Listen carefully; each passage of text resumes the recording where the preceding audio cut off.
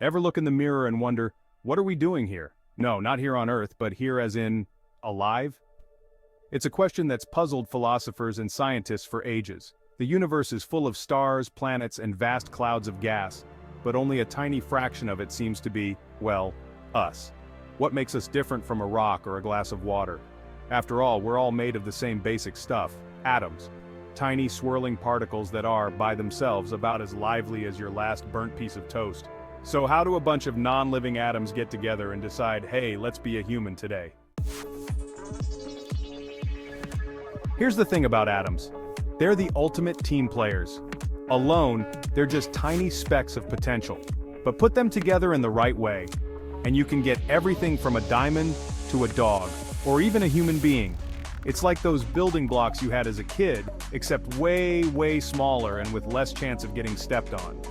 Atoms are made up of even smaller particles, protons, neutrons, and electrons. Protons are the positive ones, always looking for a party. Fun fact, protons are made up of even smaller particles called quarks. Electrons are the negative ones, always trying to avoid the party. Did you know? Electrons are nearly 2,000 times lighter than protons. And neutrons? Well, they're just there for the snacks. Fun fact, neutrons can turn into protons through a process called beta decay. The way these particles interact with each other determines what kind of atom you get, and ultimately, what kind of matter is formed. Different atoms have different properties, like how they bond with other atoms and how much they like to react. For instance, gold atoms are very unreactive, which is why gold doesn't tarnish. It's like a giant cosmic game of mix and match.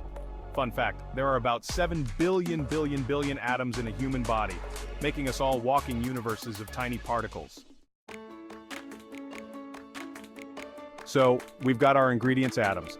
But just like having flour, sugar, and eggs doesn't automatically get you a cake, having atoms doesn't automatically get you life. You need the right recipe, the right instructions on how to put everything together. That's where molecules come in. Molecules are simply groups of 2 or more atoms that have decided to hang out. Some molecules are simple, like water, 2 hydrogen atoms and 1 oxygen atom. Others are much more complex, like DNA, the molecule that carries the instructions for building and running a living thing. But even with the right molecules, we're still missing something. It's like having all the ingredients and the recipe for a cake, but no oven. You need a way to put it all together and get it to work. Section 4, the spark of life, from non-living to living. Enter the cell, the building block of all living organisms. The cell is the basic unit of life, the smallest thing that can be considered alive on its own, functioning independently. It's like a tiny factory, constantly buzzing with activity, performing countless tasks every second. It takes in raw materials, breaks them down, builds new molecules, and even makes copies of itself, ensuring continuity. How did the first cell arise from a bunch of non-living molecules, seemingly inert and lifeless? That's one of the biggest mysteries in science, a puzzle that continues to intrigue researchers. Some scientists think it happened in the primordial soup of early Earth, with lightning strikes providing the energy for molecules to come together in just the right way, sparking life.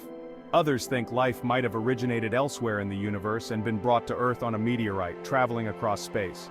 We don't know for sure, but one thing's for certain. Once you have a self-replicating, energy-consuming, information-storing system like a cell, you've got something truly special. You've got life, a phenomenon that defies simple explanation. Section 5, living proof you're here, aren't you? So, are we just a bunch of non-living atoms? Sure, in a way you could say that, but we're also so much more than that, aren't we? We're the result of billions of years of cosmic evolution, of atoms coming together in ever more complex and wondrous ways.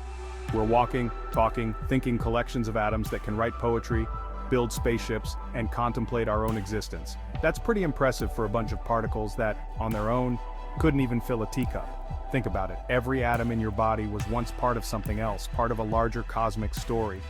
The carbon in your DNA might have come from a long-dead star, light years away. The iron in your blood might have been forged in the heart of a supernova, an explosive event. We are literally made of stardust, and that, my friends, is a pretty cool thought to ponder. Section 6, the universe, a party for living things? The universe is a vast and mysterious place, full of possibilities we're only just beginning to understand.